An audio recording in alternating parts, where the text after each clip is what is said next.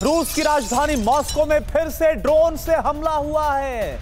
रक्षा मंत्रालय की इमारत के पास यह अटैक हुआ है। ड्रोन से हमले का दावा किया गया है। ड्रोन के टुकड़े गिरने के बाद रूस के रक्षा मंत्रालय डिफेंस मिनिस्ट्री का ऑफिस बंद कर दिया गया है। मॉस्को के आसमान में सुनाई दी है धमाके की आवाज। तो ये तस्वीर इस वक्त हम आपको दिखा रहे हैं। एक बार फिर से मॉस्को रूस की राजधानी पर ड्रोन से हमला किया गया है और इस बार टारगेट पर था रूस का रक्षा मंत्रालय। ड्रोन के टुकड़े गिरने के बाद अब रूसी रक्षा मंत्रालय का ऑफिस बंद किया गया है।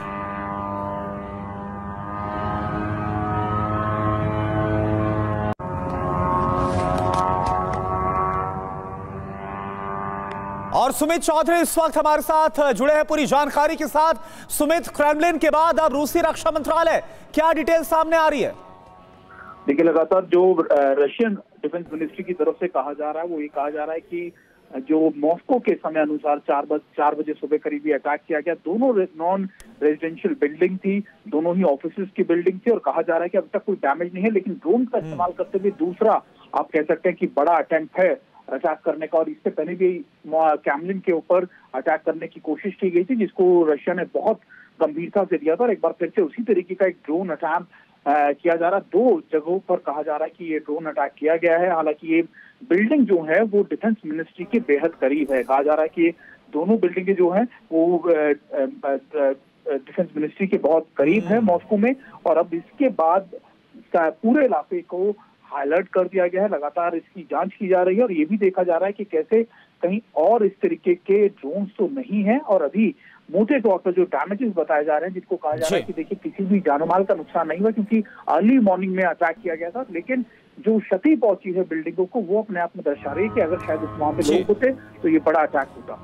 बिल्कुल सुमित, देखिए इस बीच मैं आपका एक बार फिर से रुख करूंगा, लेकिन एक और बड़ी खबर आ रही है मॉस्को से। एक और बड़ी अपडेट आप जानिए। मॉस्को में 2 ड्रोन से हमला हुआ। जिस तरह सुमित भी हमें बता रहे थे, रूस ने दोनों ड्रोन्स को मार गिराया है। रूसी रक्षा मंत्रालय के पास यह हमला हुआ है। तस्वीरें सबसे पहले TV9 भारतवर्ष पर इस वक्त हम आपको दिखा रहे हैं। तो ये देखिए, आवाज भी आप सुन पा रहे होंगे, जरा आप गौर करिए आवाजों पर भी।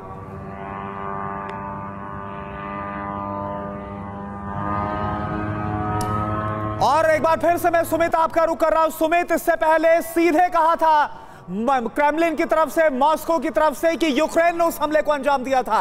इस बार क्या कहा जा रहा है? कोई आधिकारिक बयान, किसकी इन्वॉल्वमेंट, कैसे यह हुआ? और देखिए, क्योंकि मैं खुद उन इलाकों में घूमा हूँ, ये सबसे संवेदनशील इलाके हैं मॉस्को के। ये वो इलाके हैं जिनकी सिक्योरिटी और जिनकी सेफ्टी के लिए लगातार 24 घंटे लगातार काम किया जाता है। ना सिर्फ जमीन पर, बल्कि आप मानिए कि इलेक्ट्रॉनिक वॉरफेयर को रोकने के लिए, यानी इलेक्ट्रॉनिक वॉरफेयर यानी ड्रोन, ऐसी खतरों को रोकने के लिए वहां पे लगातार सर्विलेंस सिस्टम लगाए गए हैं। क्रेमलिन पर हुए अटैक के कुछ ही महीनों के बाद, कुछ ही दिनों के बाद एक बार फिर इस तरीके का बड़ा अटैक, और वो भी आप मान के चले कि डिफेंस मिनिस्ट्री के पास वो बिल्डिंग्स में, ये दर्शाता है कि कहीं ना कहीं डिफेंस रशियन सिक्योरिटी एजेंसी से या फिर इंटेलिजेंस से बड़ी चूक हुई है, तभी दूसरी बार इस तरीके का अटैक किया। अगर वो भी बिल्कुल दूसरी बार इस तरह से मॉस्को पर बड़े हमले को अंजाम देने की कोशिश की गई।